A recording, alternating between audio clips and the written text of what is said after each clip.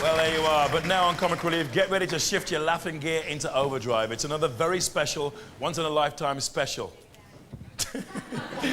It's not Have I Got News for You. It's not Never Mind the Buzzcocks. It's not They Think It's All Over. It's in fact time for Have I Got Buzzcocks All Over? Do it, y'all.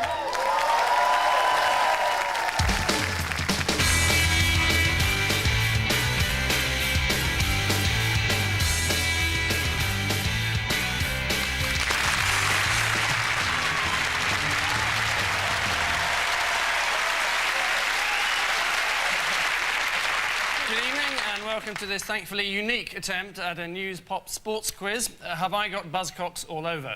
Possibly the least successful case of interbreeding since the Queen met Prince Philip. From They Think It's All Over, a football fan and a comedian, and to prove it, he supports Stoke City, Nick Hancock. With Nick tonight in this heady mix of pop and sport, one of the finest spinners outside of Detroit, Middlesex and England's Phill Tufnell. And sitting on Nick's right hand, she'll do anything for a laugh, the newscaster who over 25 years sat alongside Alistair Burnett and Reginald Bosanquet, becoming the first ever recorded victim of passive drinking, Carol Barnes. Facing Nick's team from Never Mind the Buzzcocks, a comic whose ample figure is said to have inspired the Ian Jury hit What a Waste, Phill Jupitus. On Phil's team, a wild man of rock who ruined the British Comedy Awards a few years ago with his crazed, incoherent ramblings and is now suing Michael Barrymore for plagiarism. Please give it up for Meatloaf.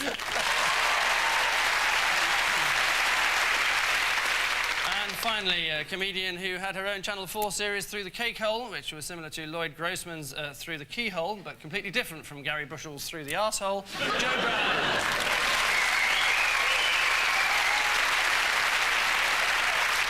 So the firstborn of this unholy marriage is the odd one out round. Nick, your team push off with George Bush, Kenny Dalglish, Brian Poole and Harry Enfield. It's not that I'm looking at your willy there, mate. It's just the screen's down there. Sorry. Why aren't you looking at it? Well, no. What's the point in me getting it out if you're not going to look at it? Well, I've got to squint at both of them, mate. Well, you should say, George Bush said, read my lips, didn't he? No more taxes. Right. And you have to read Kenny Dalglish's lips to actually understand what he's saying. Has that anything to do with it? Interestingly not, actually. Well, George Bush's son is running for Senate, isn't he? Mm-hmm. Bush Jr. Yeah. Paul Dalglish pays for Newcastle. Does he still at Newcastle? He's still at Newcastle. Yep. I think it is that all of their sons, apart from Harry Enfield, have followed them into their careers, whereas Harry Enfield's father followed him into his career. Is sadly the right answer.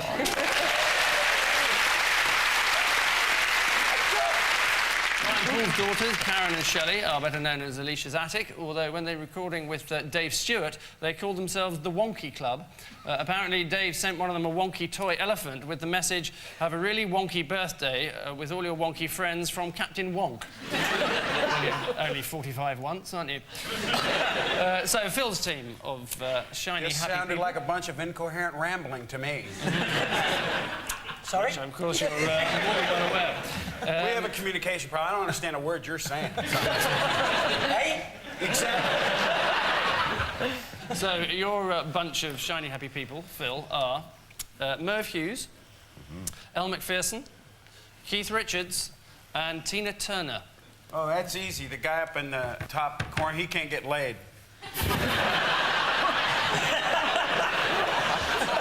There are certain parts of London where I know for a fact he'd get laid.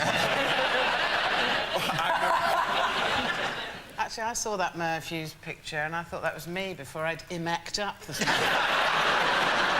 Merv Hughes the only one who can't keep it a secret when he's drunk a glass of milk? What did he say? He said Bat Out of Hell was a shit song.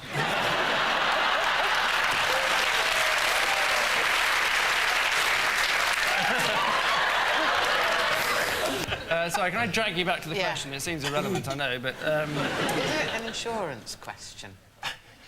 It might be. Yeah, because now Merv's, his arm, obviously, bowler, he insured his arm. No, I think they would have insured Keith Richards' hand. Why? He's a guitar player. Oh, right. You see, when you think it through, Angus, it's logical. I would assume that it's Keith can't get insurance, you know, because anyone, you know, the bloke from the Prudential, Keith phones up and goes, I'm looking for some insurance. They go, you're having a laugh, mate. Imagine Keith Richards putting down a glass of wine occasionally with meal. No,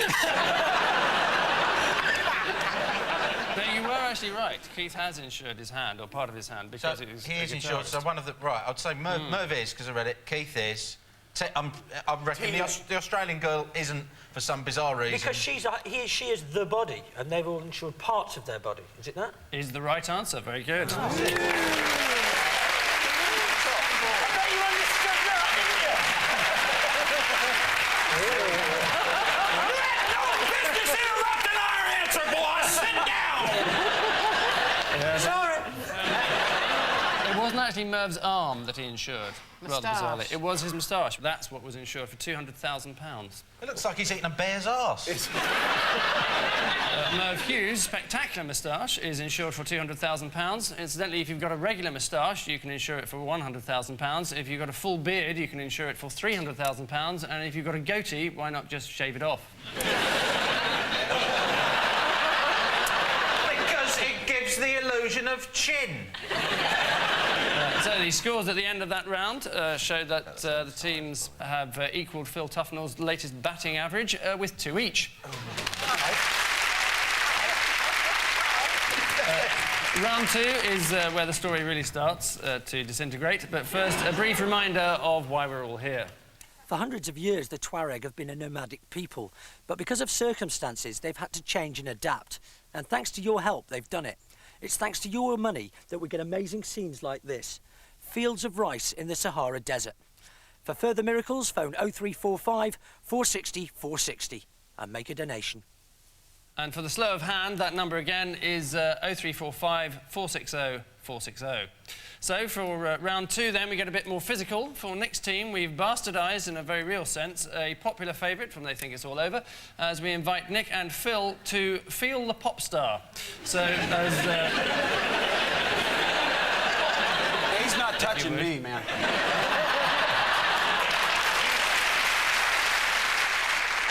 They're going to take their positions, if you would, on the floor, as it were. As we... I've never done this before. It's exciting. Are you excited? Yeah. It's rather pathetic, isn't it? As we welcome now our mystery guest, who has kindly agreed to be felt for charity.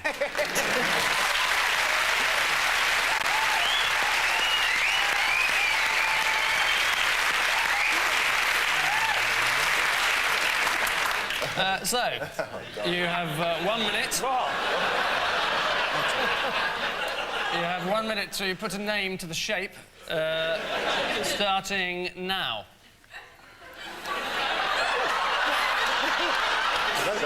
Sorry about that. I'll start round the back here. Hold on.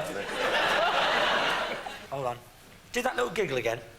Oh, it's Samantha Fox. Is The right answer. No!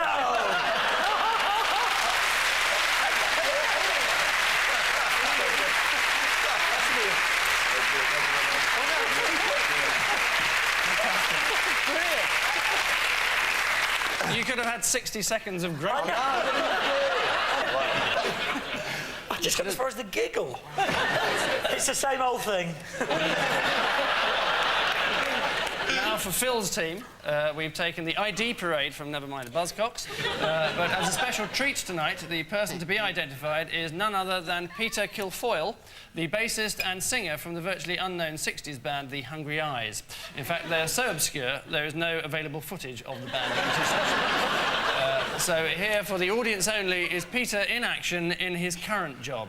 I suppose now he'll compound his confusion and tell us that he bears no personal responsibility for the appalling slump that is devastating Britain today. So, Phil's team, Which of these is the real Government Minister for Public Services, Peter Kilfoyle? Is it number 1, the MP? Is it number 2, the OAP? And number 3, the hippie? And number 4, the whoopsie? Or number 5?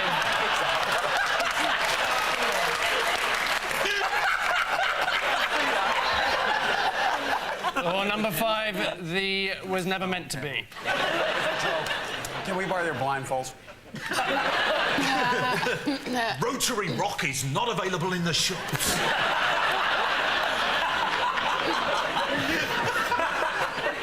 I think it's about the only band in existence I could be a groupie for.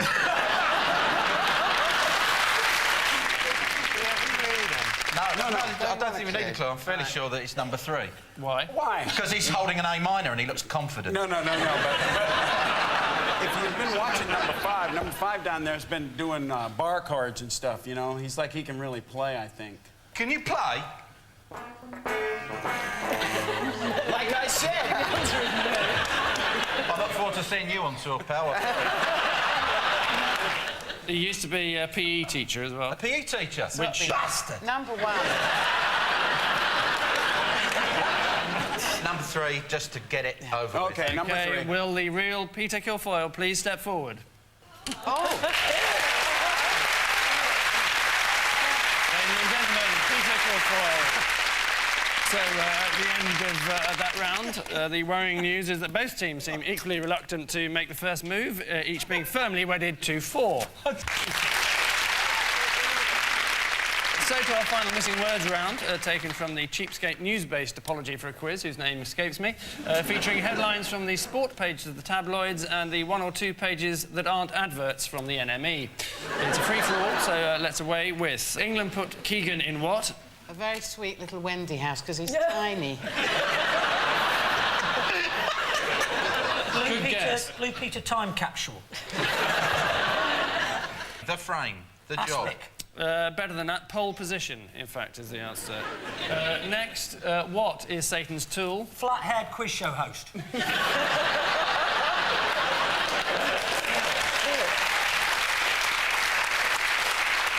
Good guess. Peter Stringfellow. It is, in fact, a publication we've already... Yeah, a publication that we've already mentioned. NME. NME is the right answer, yes. NME is Satan's tool. And finally, Bastard charges what? I will become a PE teacher. Bastard charges £20,000 to host charity quiz show. Different bastard. All right.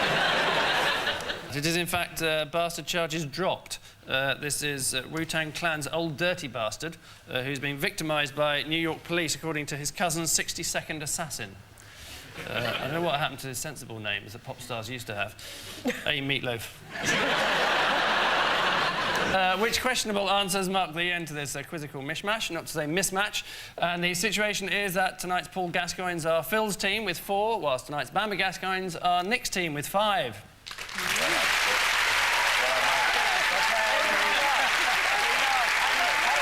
I leave you with news that there's controversy as the government put the unemployed to work holding up speed limit signs. And in Washington, as the dust settles, interviews begin for Bill Clinton's new interns.